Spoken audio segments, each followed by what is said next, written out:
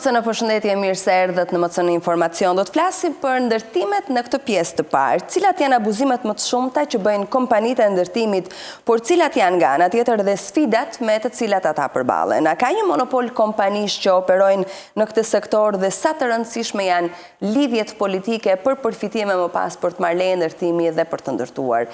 Këtë temë do ta diskutojmë për gati 60 minuta. Me mua në studio është zoti Zef Shtjefni, i cili është në profesion gazetar, por që prej vitesh është një prodhues i materialeve të ndërtimit. Faleminderit që jeni këtu me ne. Dhe miki studios arkitekti Gjergji Caca. Faleminderit arkitekt që këtu. Drejtoria e përgjithshme e tatimeve ka bërë me dije se duke nisur nga 16 janari që lam pas i këtij viti, kanë filluar kontrollet në terren për nëndeklarimin e pagave në sektorin e ndërtimit. Zoti Shtjefni, si e shihni ju këtë nismë dhe pse pikërisht në këto momente? Kur mund të ishte bërë më përpara? Ne patëm një rritje pagash para ca muajsh, normalisht për t'ju përgjigjur edhe kërkesave të kohës, sepse duke hapur dyert me Evropën, atëherë kemi të bëjmë me fenomene ikjeve dhe mungesës fuqisë punëtore këtu. Një nga arsyet për t'i frenuar njerëzit është që ne të rrisim pagat dhe t'i afrohemi paga shumë tregut evropian.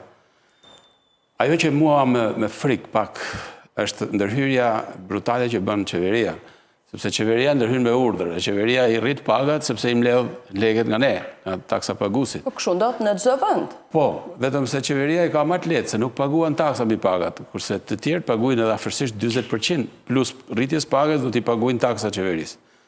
Dhe nuk kemi në një debat të tillë që themi, okej, po gjejmë një mesatare të mirë, të trajtuar, të kuvenduar me biznesin që deri ku mund të i rrisim. Po i rrisin me urdhër, pastaj ke ta ka ti, apo s'ke si biznes, nuk do me ditë njeri. Kështu që mua me figuron që një pjesë e madhe e fasoneve sidomos, të cilat ishin bazuar mbi krahun e lirë punës këtu, plus energjisë elektrike që është shumë e shtrenjtë, në Shqipëri është jashtëzakonisht e shtrenjtë. Kemi sot 60 euro megen, e shesim të jashtëm, kurse biznesit ton ja shesim me 220 euro megen. Kështu që të gjitha këto bëjnë të vështirë biznesin që të paguaj këto paga që qohen me urdhër.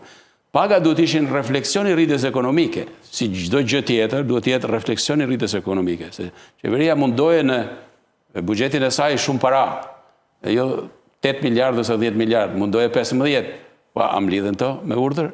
Pra duhet shikojmë, ka fuqin biznesi për t'i rritur realisht të paga ashtu si dëshiron qeveria, se të gjithë ne e dëshirojmë atë. Pra, kemi fuqi reale që t'i rrisim të paga, a janë të rritjen përputhje me rritjen ekonomike, apo janë me urdhër dhe pastaj kush kalon klasën e kalon, kush tjetër nuk mundet ngelet në klasë. E qartë, tatimet së muajin e kaluar publikuan listën e pagave arkitekt në sektorin e ndërtimit në varësi të çdo, nëse mund ta quajnë nën sektori. A ka një përputhje me realitetin duke vjuar atë që zoti Shtjefni tha, pra kjo listë pagash me rritjen ekonomike, me potencialin që kanë bizneset për të ofruar më shumë pagesa për punëtorët? E para duke nis pak ku zotria e la, do më thënë ideja është që patjetër që dikur duhet rregulluar.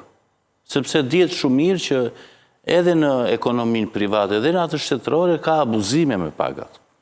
Në ekonominë private ose po themi në bizneset, nuk është deklarimi plot 100% i pagave reale, por dhe në shtet, po të shikosh në administrat, po të marrim shumë raporte të KLSH-s, ke mos përputhje të pozicionet të punës me pagat reale. Dhe me thënë me ata që kanë hyrë me mik, e me ata që janë, po themi, në pozicione paralele, shikon 2 shefa sektori që njëri e ka diku tek 20.000 lek më lartë nga tjetri pagën që e deklaron dhe vetë shteti. Dhe në qoftë se regjia që ti përmbledh të dyja pyetjet, qoftë regjia do na mundsoj prapa të listën që dha në fillim, po të shohim është nxjerrë një listë tek faqet tatimeve, që është lista e pagave të referencës për sektorin e ndërtimit. Patjetër që në sektorin e ndërtimit realisht nuk janë pagat që deklarohen, pasi krahu i punës ose po themi personeli kualifikuar është mungon, dhe po të shohim te kjo listë ka disa çuditëra. E para lista si çdo, se shumica atyre që na ndjekën si grup interesi, kuptojnë nga preventiva dhe për të nxjerrë një çmim, ka kosto, ka fitime, ka të tjera, dhe bëhet një, po themi, për llogaritje si për llogaritet një çmim i një diçkaje, dhe në këtë rast i pagave. Kjo është thjesht një listë që nuk është deklaruar nga se ka dalë. Do me thënë, ne duhet na jepet një analizë. Pra po thua nuk ka një bazë se ku është fokusuar qeveria. Për çdo çmim, edhe ky ujë ka një kosto. Po themi uji, bidoni, nxjerrja, paketimi, fitimi e të tjera. Dhe kjo është analizë çmimi. Dhe e kuptojnë shumica po themi e kuptojnë. Dhe kjo është një listë e thatë tek faqja e tatimeve që është e referencës, po pa një analizë të bashkangjitur.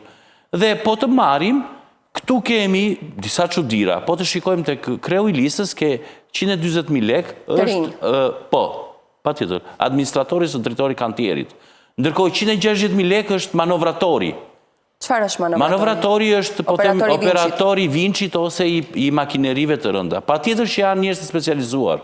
Por përgjegjësinë për atë manovratorin e mban ai administratori ose drejtori kantierit. Po.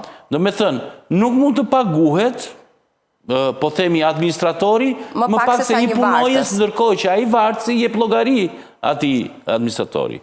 Dhe po të shikosh, tregu është shumë i shtrembëruar si gjithçka që ne kemi në ekonomi. Unë e kam thënë disa herë, bashkë kemi diskutuar që këtu është një treg dëshirash, jo treg ekonomik. Këtu gjërat pa vlerë marrin vlerë kacafiu dhe gjërat me vlerë nënvlerësohen. Tani për të ardhur tek tjetra që normalisht tregu duhet rregulluar me shkallë. Dhe duhet të marrim logjikën. Në çdo vit ekonomikisht kemi një indeksim të çdo page, që është rreth 3%. Që bëhet në varësi të inflacionit. Që nuk bëhet në Shqipëri. Që duhet të bëhet, po themi. Dhe shteti pas 12 vjetësh thotë unë do të arris, ndërkohë do të arrisë gati 40% pagat, sepse është detyrim që ti duhet të përgjigjesh inflacionit. Po. Dhe kjo nuk ndodh as te shteti. Do me thënë, këta që vendosin rregullat, është si pune pa dashur të jem kështu, ati priftit që thonë që është fjale hurë, që bëni si që të mund dhe mos bëni si që bëjun. Dhe pjesa tjetër, nuk mund në ekonominë e tregut, ti nuk mund të ndikosh me vënje pagash te sektori privat. Pa tjetër që sektori privat duhet të paguaj më shumë specialistët, më shumë punojësit, nuk jam kundër kësaj. Ideja është ti nuk mund të ndikosh, sepse i bie që ti je shteti centralizuar, nuk je më demokratike para. Dhe e dyta, ku janë ata zotrin që rrihen studiove që përfaqësojnë sindikatat, se çmimi që negociohet me kompanit private e bën sindikata e punojësve, nuk e bën qeveria. As kusht tjetër përveç sindikatave ose grupimi drejt për drejt i interesit, që ka, po themi, një interes të drejt për drejt të paga, vendos, po themi, kontratën e përbashkët ose kolektive, vendosi nivellet e pagave, marrin referenca, njërën dhe tjetën. Tani, kjo si bëhet? Kjo bëhet është thjesht për të mbledhur sa taksa. E kuptoj. Dhe desha të thoshe diçka të fundit shumë e rëndësishme, po të shkojmë në çdo doli listë e pagave para disa vjetësh. Po themi. Dhe po të marrësh administratën aty, dhe po ta marr në lidhje me këtë listën, inxhinier, arkitekt, në pozicione shtetërore quhen thjesht specialist dhe nuk kanë këto paga. Do me thënë, ai që i kërkon që biznesi ti vendosi një job, sepse ti nuk e paguan në të bardhë ose në bank, po e paguan të zezë, nuk zbaton atë të vetën. Do me thënë, po të shkosh te Ministria e Infrastrukturës, ndoshta do na vi radha, mund të shkoni, mund të hulumtoni, se sa pozicione me titull inxhinier ka, sa pozicione me titull arkitekt ka, sa pozicione me titull planifikues ose urbanist ka, dhe paguhen me këtë nivel pagash. Ta garantoj që mbi 90% e tyre, se ndoshta mund të jetë 1, 2 ose 5, paguhen si specialist, jo me titullin që kanë. Vetëm për t'ju dhënë më pak para. Po patjetër pra se për të fshehur të ardhurat. Pikërisht. E kuptoj. A ka mundësi ky sektor të përballojë rroga të këtilla, zoti Shtefni, sepse sipas listës e përmendi edhe arkitekti, të gjithë të punësuarve nuk duhet të deklarohet rroga nën 80.000 lekë të rinj. Me këtë listë të tatimeve, paga dysheme në ndërtim rritin automatikisht rrogën mesatare të sektorit nga 68.000 lekë në 85.000 lekë të rinj. Një nga zëra që rriti buxhetin e shtetit këtë vit ishte presioni fiskal. Pikërisht, kjo është rritja e dytë e pagave që bëhet me diktim, me diktat nga qeveria. Edhe para u bë duke dërguar në buxhetin e shtetit 304 milionë euro. Pra, më shumë se një vit më përpara, ishte gjatë vitit 2025. Pra, nuk ishte nga rritja ekonomike, po ishte nga presioni fiskal. Kjo të jep një idenë që qeveria është interesuar ma shumë që të rriten taksat mbi pagat dhe jo pagat, sepse duke rrit pagat, a i merë taksa ma shumë. Nëse do të stimulonte rritjen e pagave dhe me janimin e pagës dytë, si që është një fenomen që vije 3 janej, për të shmangur pikërisht taksat, do të ishte stimuluse për ata që janë të rregullt që sa më shumë t'i rrisin pagat, aq më nga dalë ose aq më pak të rritin taksat mbi pagat. Kjo do ishte stimuluse për biznesin që t'i deklarojnë 100% gjithçka. Po kjo nuk bëhet.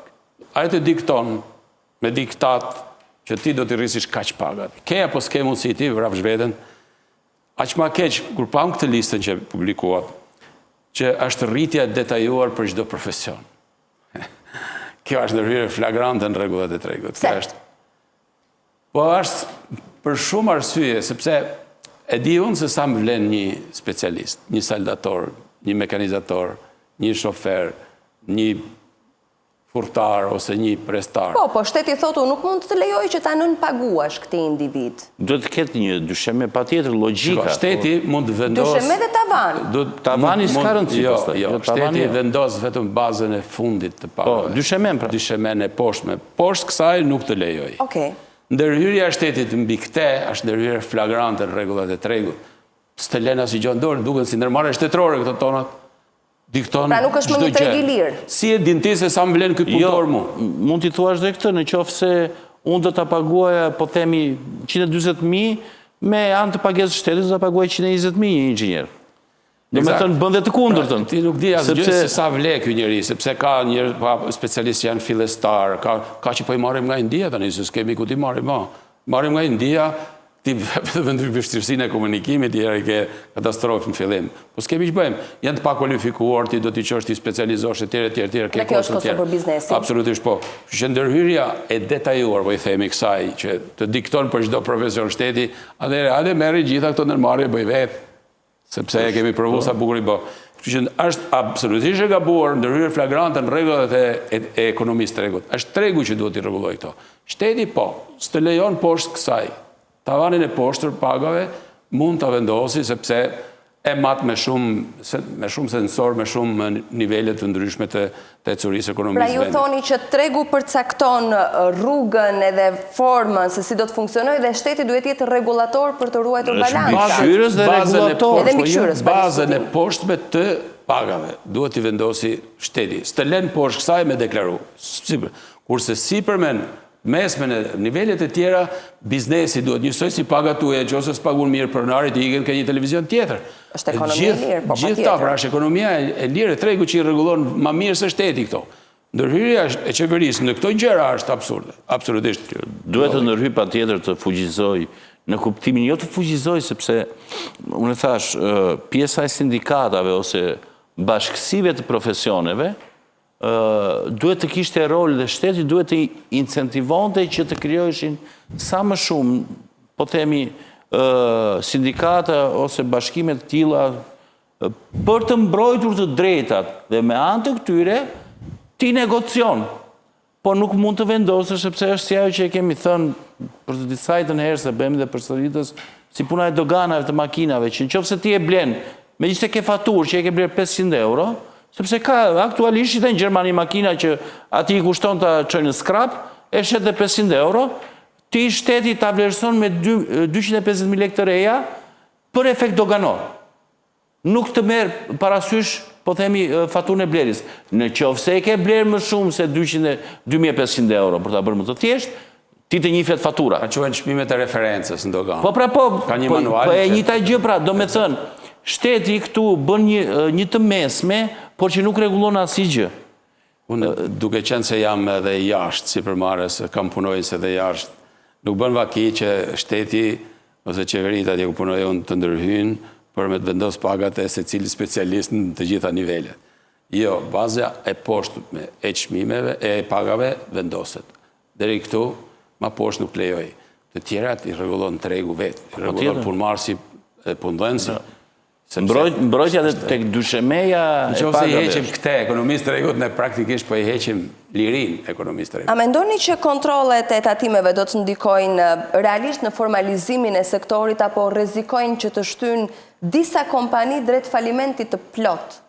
Ose duke i shtyrë që vetëm për të mbrojtur disa prej të ardhurave për të mos ulur, po themi, marzhin e fitimit, të detyrohen të gjejnë manovra për të mos u formalizuar?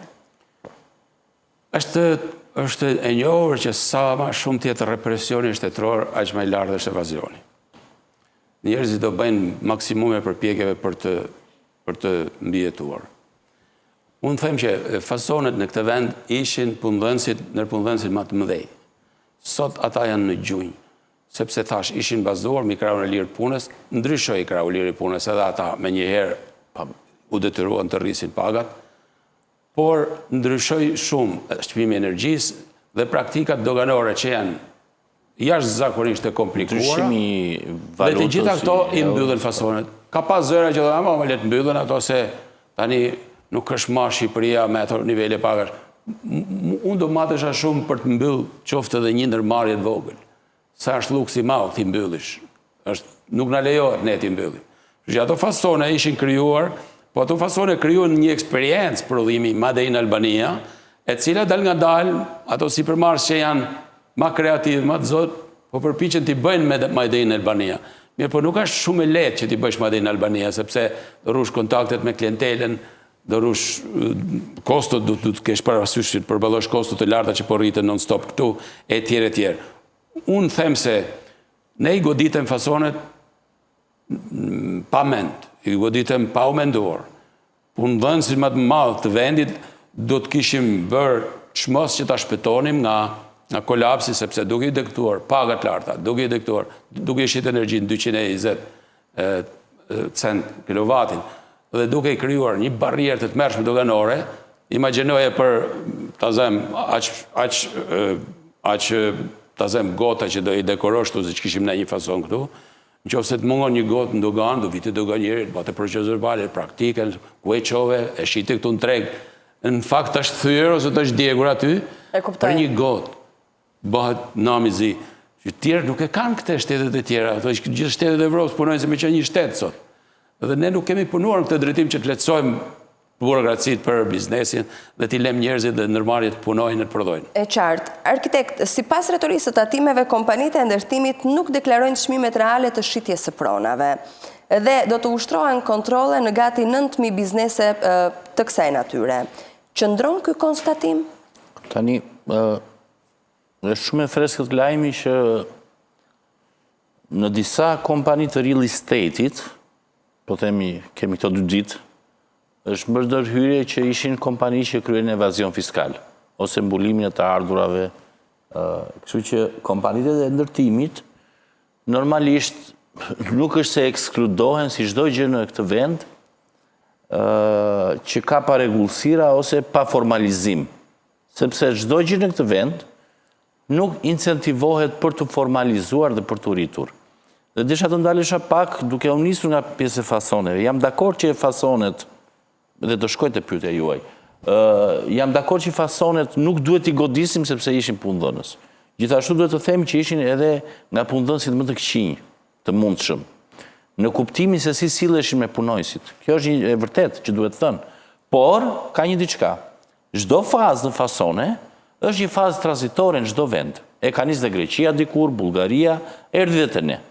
Dhe normalisht këto ndërmarrje fasonesh që patjetër që janë, po themi, merite atyre që i kanë nisur dhe kanë lënë gjakun, po themi, për ta çuar përpara. Por ka dhe shumë që kanë abuzuar me punojësit, me sigurimet, me tatimet, me rrogat, me të tjera, dhe duhet të kuptonin që ajo fazë ose ajo periudhë 10, 15, 20 vjeçare ishte një periudhë tranzitore që fasonet të kalonin në prodhim, jo më në fasone.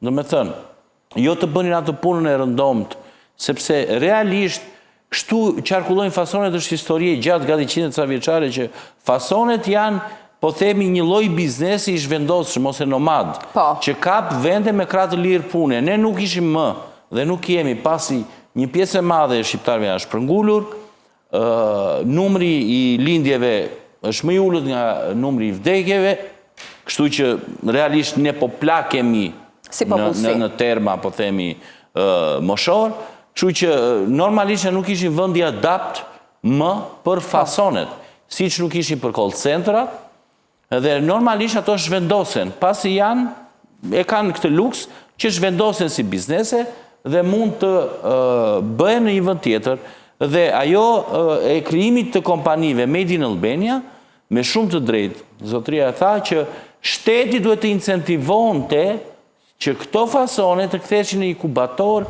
biznesi prodhues me Made in Albania. Jo të shqonin o drejt mbylljes, o drejt falimentit, se pa tjetër edhe ndryshimi i euros, po themi i kursit të këmbimit, pa tjetër që... Ka dhe në efektet e veta, po. Po të kthejmë tek firmat e ndërtimit, e njëjta gjë. Firmat e ndërtimit ka një histori në Shqipëri që fillojnë diku nga 92-95, dhe kryesonin firmat e ndërtimit të krijuara kryesisht nga ushtarak të liruar në atë kohë, sepse ushtria nuk ofronte më vende pune. Dhe ishin të parët që ngelen pa profesion dhe u turën të një, dhe janë shumë të tilla, ose kanë qenë në treg. Pastaj kalojmë në vitet 2000, që ishte një tjetër, po themi, mënyrë se si ndërtohej, pastaj në 2005-2010 që filloi clearingu, dhe për të dalë tek ajo që thatë ju që po themi shumë kompanit do të mbyllen, në sensin ose do falimentojnë, shpresoj që shumë kompani mos të falimentojnë, po që është, po themi matematikisht është e sigurt që disa do falimentojnë. Pse do falimentojnë? Për shkak të clearingut. Dhe me thënë pa arritur të vend tatimet, është në formë ironie, por që është e vërtet për tregun, që pa arritur të vend tatimet për t'i falimentuar, do falimentojnë sepse aktualisht ka të patur rreth 3-4 muaj që po themi është zvogluar shumë, po themi paraja e gatshme, dhe clearingu po mbyt atë që më përpara ishte si generator. Do me thënë, ne kemi diçka, ne e çojmë çdo gjë deri në fund. Do me thënë, nuk mundohemi të përshtatemi për të avancuar. Ne do ta shtrydhim këtë vendin tonë, këtë lopën, do t'ja marrim gjithë qumshin, derisa ta ngordhim. Nuk e ushqejmë që ne të kemi qumësh gjithmonë. Do me thënë, edhe kompanitë e ndërtimit duhet të avanconin, po themi, sepse ti sot ke kompani ndërtimi pas një punonjës, realisht, pas një kontraktor të hajrit, pas një kontrakt në vendet të huaja, do me thënë, ne këto kompani miliarda, po themi asete, nuk marrin dot, nuk janë të afta të marrin dot, ku dy 100 metra asfalt në një vend të BE-s. Do me thënë, janë kompani që ndërtojnë vetëm në Shqipëri. Dhe me legët që fitojnë mund të ndërtojnë diku tjetër, por nuk ndërtojnë vetë, se janë të pa afta për të bërë këtë gjë. Janë shumë pak, për ta mbyllur, shumë pak personat që sot, po them janë shqiptarë dhe unë njoh disa prej tyre, punojnë në Suedi me kompaninë e vet, punojnë në Afrikë, punojnë në Itali me kompani, por me punonjës të huaj. Do me thënë janë menaxherë që e kanë ndërtuar, po themi kompanitë e ndërtimit ose në kontraktore dhe kanë marrë, po themi, kontrata në vendet e BE-s ose jashtë BE-s, ka rëndësi. Ne nuk adaptohemi, ne thjesht shkojmë sepse për mua ka vetëm një kuptim. Po thuaj se merita në Shqipëri, e çdo biznesmeni, nuk është puna për biznesmenët, e çdo krijuesi të një biznesi është zero. Pra nuk kanë merit fare. Thjesht është ajo networku që ju thoni, po them nuk është se po përfshit gjithëkënd, në kuptimin që të jemi. Po flasim për pjesën ndërmuese. Po flasim për ata që bëhen, po themi, ndikues në treg. Do me thënë, këtu është networku, ose lidhja që ka. Nuk është aftësia sepse zotria apo unë shpikëm diçka dhe dolëm avancua me këtë patentër në treg. Është lidhja ju kam, po themi, kushurit të dytë, u bët kryetar e bashkie, më dhatë 5 leje ndërtimi, u bëra ndërtues. Nuk është se u bëra ndërtues sepse unë jam kreativ në atë fushë. E kuptoj. Para se të shkojmë në reklama, kam edhe një pyetje për ju, zoti Shtefni. Sa transparente janë kontratat e punës në ndërtim dhe a respektohen realisht të gjitha ato pikat që parashikon kontrata, orare të punës, sigurime shoqërore, siguria në punë, po themi, nëse i referojemi një kontrat tip të një punëdhënësi, një muaj pushime të ndara në sezonet të caktuara? Ditët e festave, Unë mendoj se pushim. marrëdhëniet e punës, kontratët e punës janë problematik që rregullohen midis punëmarrësit dhe punëdhënësit. Edhe nëse një punëmarrës punon disa orë më shumë, ai punon se ka interesat e tij, por nuk besoj se kemi të bëjmë me një shkelje të madhe në të rast. A paguen orët Ato shtesë? absolutisht Si kompensohen? paguhen, pjesa më madhe nuk të rri asnjëri sot po si paguajt, edhe paguhen mirë. Problemi është të deklarohen sa deklarohen pagat. Për të paguar është pa diskutim që paguhen shumë mirë tani. Se ndryshe nuk të rrinë këtu, ndërtuesi gjenë punë gjande. Po me falni desha ta prek pak punën e kleringjeve sepse më prek direkt mu kjo. Kleringjet janë kthyer në një fenomen asfiksus për tregun e ndërtimit sot. Jemi kthyer në kohën primitive të shkëmbimit mall me mall. Dhe kjo po e çon sektorin në stagnacion të plot. Sepse kleringu të zgjidh momentalisht ca muj, hajde ti e merr një apartament me që t'i japish tulla ose t'i japish qement ose hekur, po nëse apartamenti nuk shit të kthehet në para, s'kemë se të përguash prodhimin, pagat, energjinë e tjera. Ne jemi në këtë fazë sot, në fazë stagnacioni total. Të gjithë duan klering. Asnjëri s'ti e para. Pra ka një mungesë keshi likuiditetin në treg dhe ka kaluar në stagnacion, ashtu siç tha zotëria, Gjergji mësoj. Po. Gjergji, që kleringu të çon deri me farvenin dhe të bllokon pastaj. Edhe praktikisht këtë po i përjeton sektori i ndërtimit sot. Stagnacion total. Pse erdhëm deri këtu? Erdhëm sepse janë rritur kostot e ndërtimit. Nuk janë më ato kosto. Kush i ka rritur kostot? Të fillojmë që ke leja. Korrupsionin marrën e lejeve. Lejet janë dramatike këtu. Në vend që t'jenë një drejt e ligjshme e çdo ndërtuesi për të marrë një leje, qoftë edhe duke Me çdo personi, çdo personi, qoftë duke paraqitur 2-3 variante, se s'pëlqen njëri, hajde ke tjetri. Ta zëm, flas nga ana arkitektonike. Por që të sakatohen njerëzit në këtë formë, që shkojnë t'i marrin lejet edhe jashtë arkitektët e huaj. Mendoj se arkitektët e huaj duhet vinë këtu, të hapin zyrat e tyre këtu. Duhen për konkurse. Në qoftë se i do të huaj, burën por. Këto kanë rritur kostot në mënyrë drastike. I kanë rritur. Çfarë i kanë rritur? Pronarët e trojeve kanë rritur kostot. Ata janë njerëz pasiv që nuk japin asgjë, ju ka ra dopje 6 që ju ka ra i trolli i gjyshit aty. E i kanë rritë çmimet 40%, 30-40%, dhe ata s'kan as interes as t'i shesin ato apartamente. I majnë aty stok duke pritur kohë më të mira për t'i shitur sa më shtrejtit të mundur, se s'kan shpenzuar asgjë. Që këtu duhet studiohet mënyra se si t'i taksojnë sa më shumë këta njerëz që i majnë peng apartamentet kur çiftet e reja kanë nevojë urgjente që strehohen. Pastaj janë klientët e huaj që ndikuan për mirë, por ndikuan në rritjen e çmimeve në ndërtim. Su joshë ndërtuesim, sepse jo shesim vendaliven e me çmimet. S'kemi klient të huaj. Tani, jo, Bregdeti ka shumë klient huaj. Bregdeti ndoshta, Bregdeti ka, dhe Tirana nuk është se s'ka. Po Bregdeti ka shumë. Po përmbytet pas Kuqani me pallate. Superprodhimi duhet bënd të kundërtën, duhet ullë të çmimet. Po pra, po përmbytet pas Kuqani me Ne pallate. nuk përjetojmë këtë fazë. Nuk e di sa të huaj sa Gjerman kanë ardhur të bleni pas Kuqan. Nuk e di, nuk kam informacion. Jam prezent gjithanej, unë jam prezent gjithanej, sepse japim materialet tona gjithanej. Po nuk e di çfarë interesi do kishin Gjerman ose Amerikana, francezë pas Kuqan. Interesin e kanë vetëm për t'i rishitur mbrapa. Ato e kanë investim më mirë se t'i lënë parat në për banka, i bëjnë pasurit pa luqë. Të huajt, po flasim. Edhe të huajt. Mund të investojnë në Bregdetin francez? Unë kam vetëm një kompani. Mos të është i pakapshëm për nga çmimet? Në Shëngjin, kam një shemull. Dhe këtu ka tregu me i lirë? Në Shëngjin, kam një shemull që vetëm një kompani ka shi 200... Shëngjini është Bregdet. E 50 apartamente vetëm polakve. Jo, kuptoj, Shëngjini është Bregdet. Dhe normalisht nuk po flasë për Bregdetin. Po flasë për pas Kuqanin. Për zonat të caktuara në kryeqytet, për Breglumin e Tiranës, që është pas Kuqanin sot, që është mbytur të paktën mund të ketë rreth 15 komplekse pallatesh. Kush do t'i blej? Janë shitur ato pallate, Gjergji? Jo, kemi. Apo ka bosh? Testet thonë që janë nga 50.000 deri në 80.000 apartamentet pashitura. Të pashitura. Dhe është ka lindur një fenomen tjetër tani. Atëre, përse nuk e ulin çmimin këta ndërtues të shesin këto apartamente? Si takson njëri? Pronarët e trullit janë ata që i kanë pjesën ndërmuese. Edhe këto që japin me kleringje. Ka kleringu, i ka ndërtuesi. Por kemi dhe një fenomen tjetër.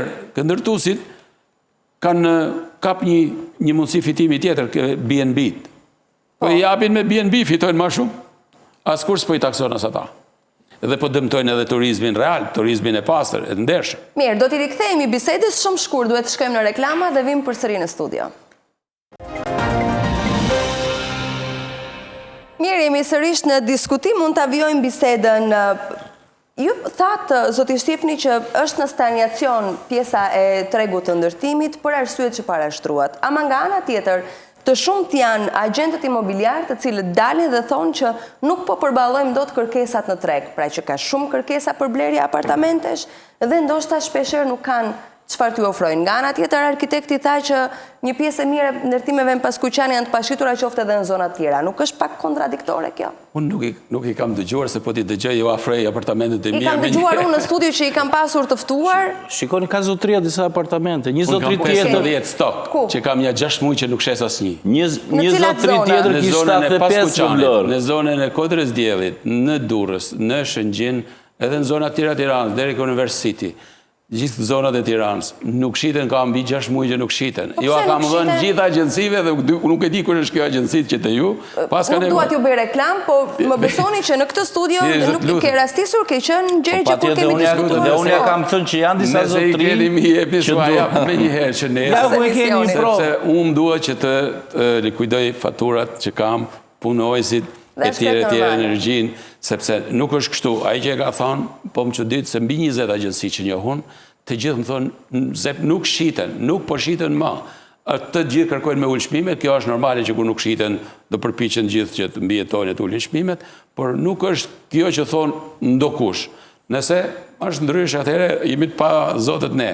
Por tregu ndërtimit, duke qenë se shkoj kohë e gjatë, duke vepruar me clearing, mënyrë primitive e të bërit biznes, dhe e dinim që do vinte një ditë që do blokoheshim, se clearing, deri ku? Duhet të dalin lekët në një vend. Në qoftë se nuk shitet edhe produkti që ti ke bler, atëherë nuk thën parat për me vazhdu prodhimin, se ne që prodhojmë kemi problemin. Se ata që bëjnë tregtie kanë çik ma lirë, dhe ato bllokohen me clearing. Bllokohen patjetër nga ju blejnë. Po ne krijojmë produktin nga zero, kështu që ne bllokohemi pas patim likuiditet. Kjo është ajo që ne përjetojmë këto kohë dhe jemi detyruar fikim fabrikat. U ban 2 muaj që kemi fik fabrikat, sepse nuk paguajmë dot faturat, s'paguajmë dot. Sa e rëndon kjo situatën? Sa e rëndon situatën? Pafund. Është ajo fluska që ne kemi diskutuar bashkë studio, që unë do të uroja që ta kisha gabim, po fatkeqësisht nuk e kam gabim. Janë gjitha fabrikat mbyllur ashtu. Është ajo fluska që... Fushës tonë. Në thash, është si punë asaj lopës që ne do të çojmë deri në fund. Ne nuk mësojmë nga gabimet e të tjerëve, po mësojmë as gabimet tona. Me thënë, e njëjta gjë ndodhi Amerikës, po jo me këto kushtet tona, me këto anomalit ekonomike në treg, që çojnë në një flusk, derisa arritën bankat të fuqishme të falimentonin, sepse kishin dhënë, po themi, kredi për kredive të kredive, dhe me thënë ishim me disa indekse aty, kush është interesuar, ka shumë emisione që shpjegojnë atë gjë, dhe e njëjta gjë po ndodhe në Shqipëri. Do me thënë, sot ndërtues është një person që mjafton të ketë lidhje për të nxjerrë lejen e ndërtimit, të ketë lidhje me disa që kanë buxhet në të bardha, në të zezë, s'ka rëndësi, dhe shkon diku dhe ofron sa të doj, pasi ndërhyrja më e keqe në treg e para vjen nga shteti. Pse vjen nga shteti? Sepse lejet e ndërtimit nuk jepen më nga bashkitë. Është normale. Shëndet, Dirgji. Më falë, vetëm ta vazhdoj. Ndjes. Atëre, lejet e ndërtimit nuk jepen më nga bashkitë. Edhe po prishet konkurenca e planeve rregulluese. Tani dikush shkon, thot, shkojmë te bashkia që ta marrë 6 kate apo 8 kate. Po si e bën? E marrë 22 kate, janë nga mbrapa ju, është një, nuk e di sa kate. Kush e jep këtë leje? Na nuk është i njëjti institucion që jep lejen? KKT-uja, jo. Okej. Prandaj për ta specifikuar. Po pra, është po themi, është në varësi të Këshillit të Ministrave, është Këshilli i rregullimit të territorit dhe ujrave, tashmë, se është shtuar dhe pjesë e ujrave, që jepja këto, kjo është rrugë e Kavajës. Nuk e di kjo, duket ishte 100 kate, mos gaboj, ose 60 kate, nuk e mbaj mend, po ose 100 metra, diçka e tillë. Tani, ajo prish tregun, pse? Se aty ku ka vend, Nuk kam interes, do me thënë unë e marë ku do, ku të mundem. Fillon nga kjo. Pastaj shkojmë që t'i përgjigjem plotësisht pyetjet tuaj. Shkon te kleringu. Kleringu 100% shkakton këtë gjën që zotria tha. Që ka zotria, po. Që kanë 2-3 muaj, unë do thoshe pak më shumë, po gjithsesi disa që ndoshta kanë pas edhe mundësi, i kanë bajt ndezur dhe 2-3 muaj tjerë, po besoj që nga mesi vitit të kaluar, bashkë kemi qenë në fundin e vitit 2024. Dhe ju kam thënë që shitjet kanë ndaluar, kanë stopuar. Çmimi nuk ka për të rritur më. Bilesë, bisedë private ju më pyete që edhe për çmimet si variojnë e të tjera, por gjithsesi ju kam thënë këtë gjë. Dhe realisht, dhe justifikimi i fundit që kish një real estate, ose kompanitë e shitblerjeve, po themi, që ishte ajo që tashmë është miratua, rivlerësimi, ose po themi indeksimi më sakt i çmimit, po themi të apartamenteve, nuk do t'i nxjerrin nga gënjeshtra e madhe që ne po gënjejmë veten, dhe po futemi më shumë të kjo flusk. Prodhuesit, sidomos të tullave, të rërës, të cimentos, të po themi të hekurit, e të tjerë, janë futur thellësisht të kjo flusk. Pse? Sepse kanë shpenzuar të ardhurat e veta për të dhënë një produkt të dikush që nuk nxjerr produkt në treg, të një firmë ndërtimi që nuk i paguan me lek, dhe sot ata janë me nga 30 apartamente, me nga 50 apartamente, dikur para 2 vitesh, zotria duhet ta di shumë mirë, takoje persona që prodhonin, që nuk kishin pothuajse asnjë merit të veçantë, po kish 5 punëtorë dhe bënte po themi muretullash, ose shtronte pllaka. Në rregull. Dhe të vinte aty me një makinë që e kishte marrë po clearing, 200.000 euro makinë, dhe do me thënë nga dje që ti e shikoje me një makinë 3-4.000 euro, vinte me 200.000 euro makinë, dhe thoshte, unë kam 100 apartamente të filani, kam të Fisteku 200 apartamente, dhe sot s'ka zgrupune, sepse ato 200 apartamente nuk hahen, po nuk ushitën. Do me thënë, kjo flusk, sot i ka marrë frymën pjesës së likuiditetit për çdo aspekt. Dua të bëj një pyetje naive që ndoshta e bëjnë shumë individ që na shohin nga ekrani. Jam dakord me gjithçka që thatë që okay, ka filluar kjo fluska. Në momentin që ju si ndërtues, ju që prodhoni materiale ndërtimi apo edhe ndërtues të tjerë që janë të përfshirë në këtë sektor kaq të rëndësishëm dhe janë bllokuar për shkak të likuiditetit, të mungesës së parave dhe siç thatë ju kanë fikur dhe kanë mbyllur fabrikat. Përse nuk bëjnë një marrëveshje, po themi, të pashkruar, për ta ulur çmimin e apartamenteve, në momentin që bie kërkesa, bie oferta, bie çmimi, ti shesin që të marrin mbrapsht këto para. Sepse e ka marrë me vlerën 2.000 euro metri katror. Po del mi humbur në këtë lloj mënyre duke e mbajtur stok apo me shpresën që në një të ardhmen çmimi do të rriten. Do duroj derisa të vej laku deri në fund. Dhe pastaj do ta jap do ta ul akoma më shumë. Atëherë nuk do ketë blerës, dhe kjo është fluska. Pikërisht pra për të po flas, domethënë rreziku që mund të afrohet mund të jetë shumë i madh se sa ky që po përjetohet tani. Më falni nëse jam në gjykim të gabuar. 4 herë 5 fabrika në punë dhe nuk arrim do të merremi vesh për çmimet tona. Jo më të merren vesh gjithë ndërtuesit që ka Shqipëria. Është e pamundur. Po edhe kjo qëndron. Ajo që është gjithandej si rregullator i tregut është vetë tregu. Është rregullatori më i mirë. Çfarë do thotë? Nëse do vazhdoj stagnacioni ose bllokimi i shitjeve, për arsye nga më të ndryshmet, tregu do bëjë ligjin vetë. Nuk ka nevojë për ndërhyrjen e qeverisë në për detaj të pagave e njërës e tjetër. Qeveria këtu mundet me ndërhy me çmimet e referencës si që është në Dogana. Po jo, edhe çmimet e apartamenteve kanë referencë tashmë në Qeveria ka testime që çmimin në këto zona Tiranës është i shitjes është kaq, unë të ndërhyjet them që do më pagush taksat mu për kaq, jo për kaq sa deklaroti. Këtu ka drejt qeveria, pra ke bazat qeveria ndërhyn gjithmonë, si ke pagat, si ke çmimet. Ndërsa për t'i mbajt stok ose për i shitur, pra qeveria ka ndorë një mekanizëm që po ma mbajt e stok gjatë, atëre unë ty të taksoj për banesën e 2, të 3 edhe ka mekanizma ndorë. Kështu që duke pas parasysh se qeveria ka këto mekanizma ndorë, atëre tregu lëviz vetvetiu për të gjetur mënyrat se si të mbjetoj. Sepse nëse ti ke bërë një ndërtim me kosto të lartë, e ke shumë vështirë ta shesish poshtë kostove tuaja. Do të thotë po je detyruar se s'bën në një mënyrë me tjetër ta shesh. Duhet llogaritet edhe amortizimi me kohën i asaj duhet llogaritet sepse një pjesë e ndërmarrjeve pastaj shkon në falimenton. Sepse nëse ti do shesish post kostove, ti përshet me humbje dhe do të falimenton. Ato të vegjit, pjesa dërmuese që janë ata që punojnë realisht, se nuk janë ata që i marrin lehet, ata që i marrin lehet nuk punojnë fare. Janë ata që punojnë, që atë marrin kleringjet ose që punojnë gjithkohën me skuadrat e vogla ose të mëdha. Janë ata që bëjnë punën dhe ata e hanë paret. Sepse nuk ka rezistojnë dot valve e goditjeve tregut. Kështu që unë them që ka stagnacion sot fenomeni më masiv që vjet re është mungesa e likuiditetit, sepse kjo ka ardhur nga që ne kemi kohë që punojmë me sistemin primitiv të shkëmbimit mall me mall. Një gjë më bën përshtypje, Gjergje, përpara se të shkosh si arkitekt edhe pa diskutim që ka atë pjesën dhe estetike të vlerësimit. Është normale që në një kryeqytet tashmë që ne supozohet të hyjmë në Bashkimin Evropian, të ndërtohet në këtë formë që po ndërtohet pra, në një vend ku prej vitesh banesat, ndërtesat, objektet e banimit janë 5-7 kate, shohim që mbin kulla nga 40-50 kate. Estetikisht qëndron, nuk po marr fare pjesën e vizibilitetit, tërmetet, qëndrueshmëria, pjesën e kanalizimeve të ujrave të zeza nëse përballon apo jo, sepse duhet edhe e nën toka duhet parë. Nuk po hy në këtë pjesë që nuk jam specialiste. Po estetikisht, si funksionon jashtë? Kështu?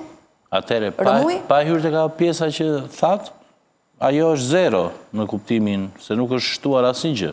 Investim në drejtimin e për përballimin e gjithë kësaj nuk është shtuar. E dyta, unë vetë, po themi në shihet e mia ose në qasjen time, nuk do të ishe sepse Tirana sot, që po tentojnë e disa qytete, Durrësi, Fieri, Elbasani deri diku, Shkodra së fundmi, Korça ka pasi tentativ dikur, është sikur t'i kesh ngurur disa gjelpëra me kokë, po themi, që nuk ka një logjik qasje. Është ku të mundemi, ku të kapim në një truall shtetëror, ku të kapim në një truall kështu. Dhe po janë pasojat afatgjata kanë përshtypjen Gjergji. Patjetër, por unë do të isha në zgjidhjen time do të isha që një zonë në Tiranë duhet të ishte përqendruar që ndoshta duhet të ishte bulevardi i ri dhe sot bulevardi i ri po tenton të bëhet si Kashari ose si Yusberishi.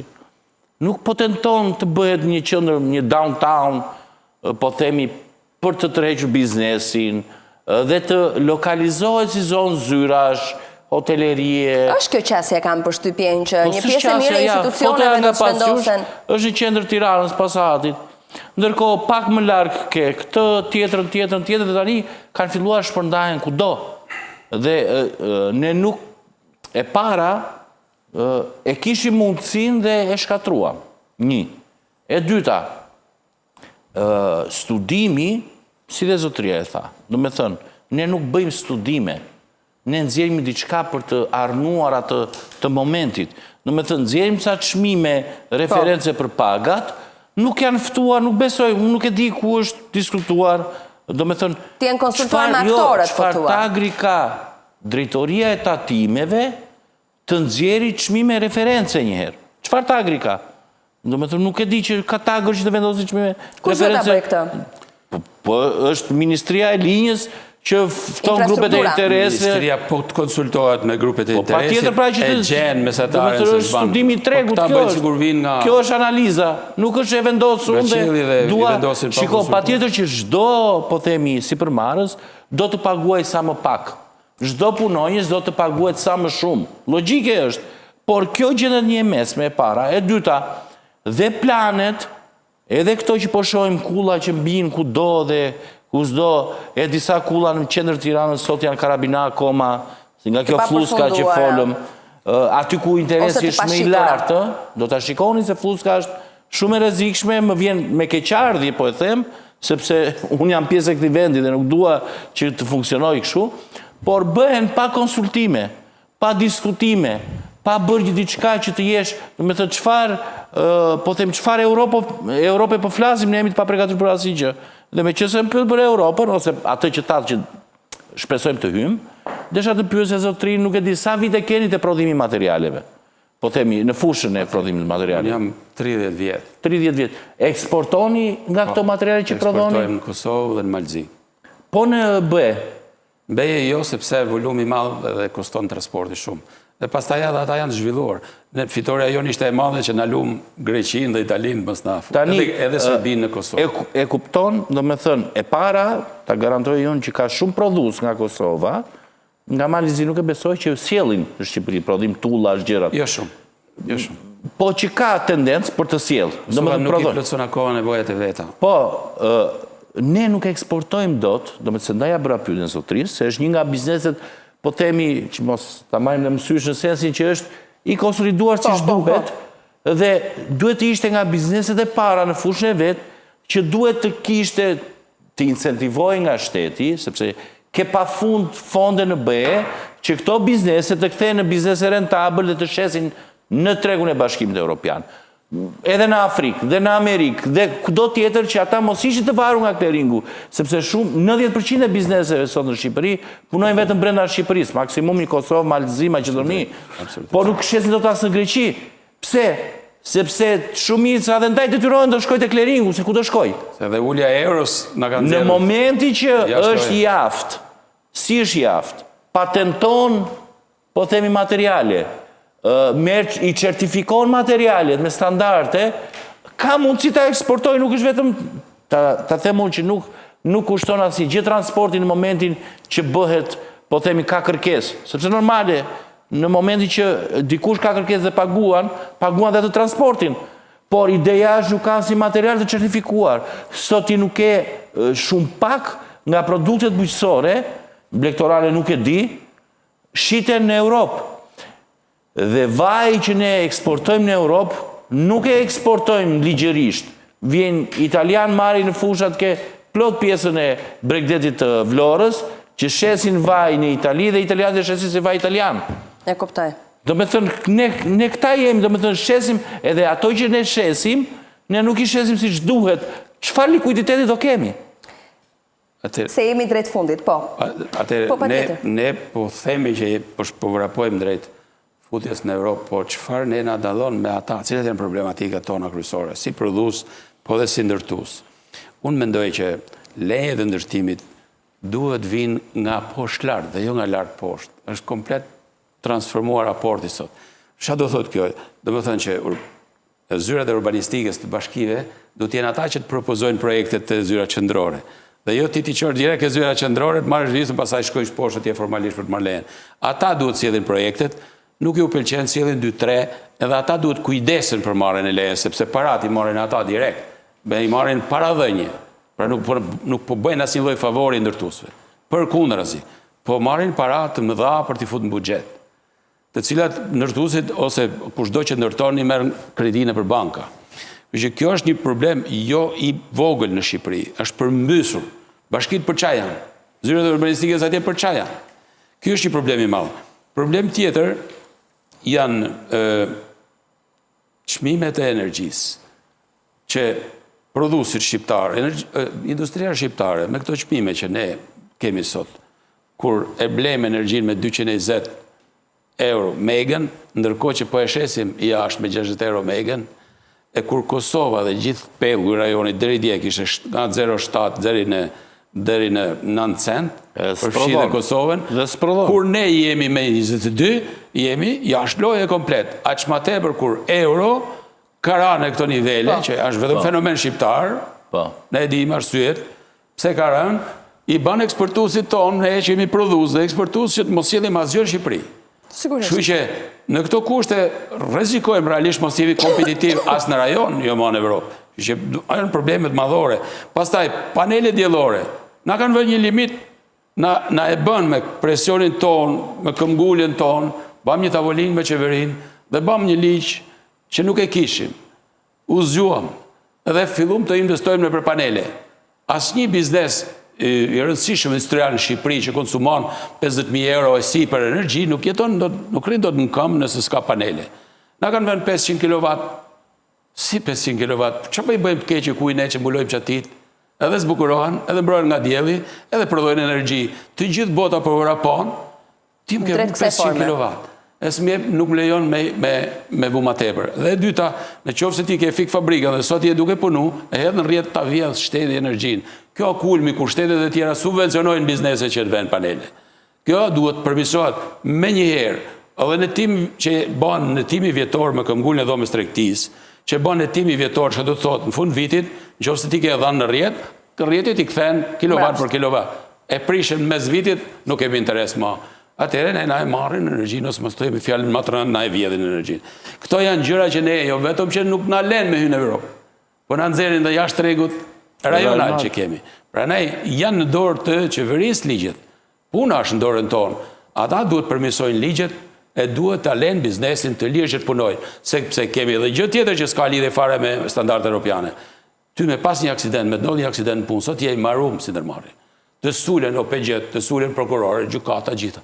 Jashtë është vetëm inspektorati i punës. Okej, kur ka i humbje, jeta është i çik më shumë.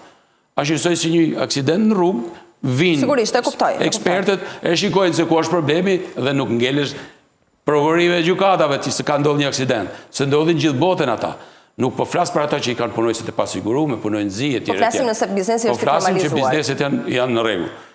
Okej? Pra janë shumë gjëra që ne jemi larg standardeve dhe i lem larg vetë, jo se është e vështirë për të futur brenda standardeve. E qartë. Faleminderit zoti Shtefni që ishte në studio. Arkitekt, faleminderit që ishe në studio. Ne këtu kemi mbritur në fund të pjesës së parë, shkojmë në reklama, vim pas pak përsëri në transmetim të drejtë për drejtë.